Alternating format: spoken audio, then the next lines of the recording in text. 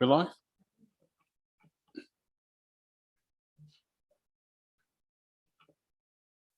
Yes, definitely. Yeah, good evening, everybody. Welcome to the November meeting of the Ealing Pension Fund panel.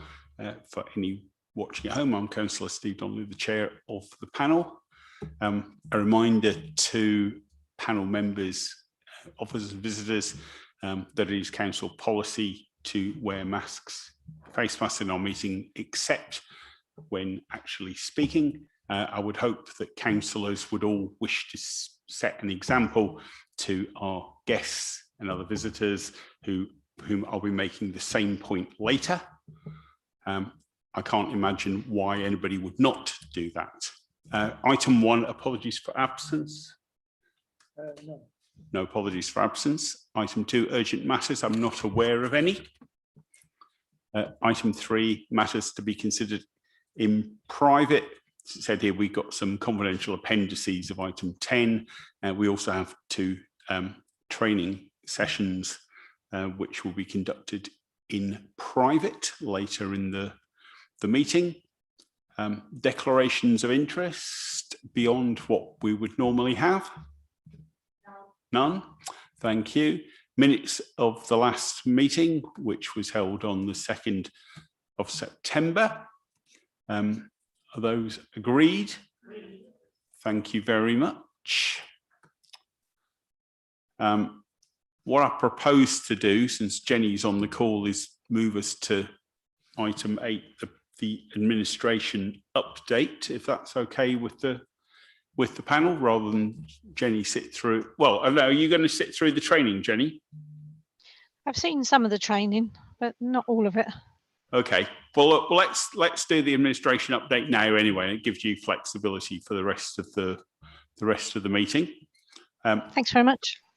So, administration update, and we also have the report thereof. Do you want to say anything by way of introduction, Jenny? No, just that everything's really busy at the moment. It seems to have gone crazy. The amount of work that's coming in, and that's in the report, but we are coping with it. And like the report says, we're hoping to get some extra help in soon. I'm going to be interviewing tomorrow to get some extra resource into the pensions monitoring team at Ealing. But otherwise, no, everything's fine. Has anyone got any questions?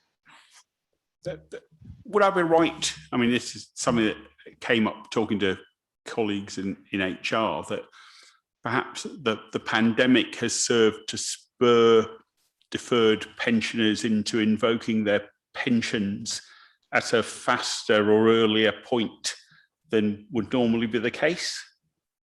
Yes, I think that's true. I mean, the regulations changed a year or 2 ago, whereas they had to wait till age 60 being the earliest point that they could claim them. That's been reduced down to 55. So there are quite a significant number of deferreds coming into payment early now. Yeah, I suspect there's an element of people suddenly panicking that they might not get to enjoy the fruits of their many years of labour. So we'll see how that pattern pans out as and when COVID reduces as a current issue. Any other questions, comments? Paul, Councillor Driscoll. Hi, I think you've probably intimated in your couple of outline comments about recruitment and staffing. It's just looking at 17 on the page 17 on the report on the wait time, and because it's like there was a significant wait for inquiries, like over 15 minutes for like a third of more, well, almost 40% of inquiries. So that's improved dramatically. Just to clarify, is that staffing resource or just massive extra demand? And is it being resolved with its staffing? I think it was a massive extra demand, is what we saw earlier in the year, with lots of people. You know, there's a significant increase in deaths, obviously, that we're having to deal with, but lots of people are inquiring about their retirement figures.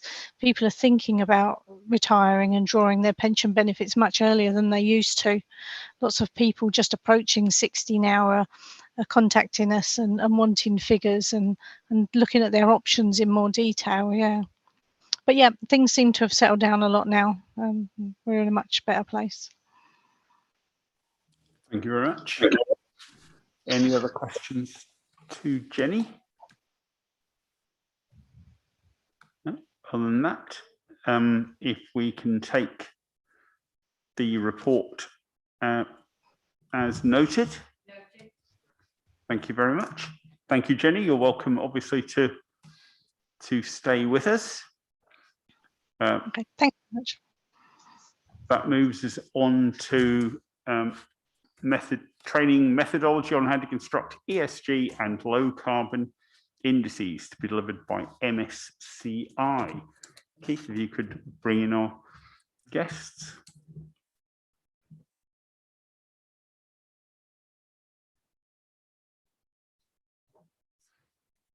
Slides were circulated.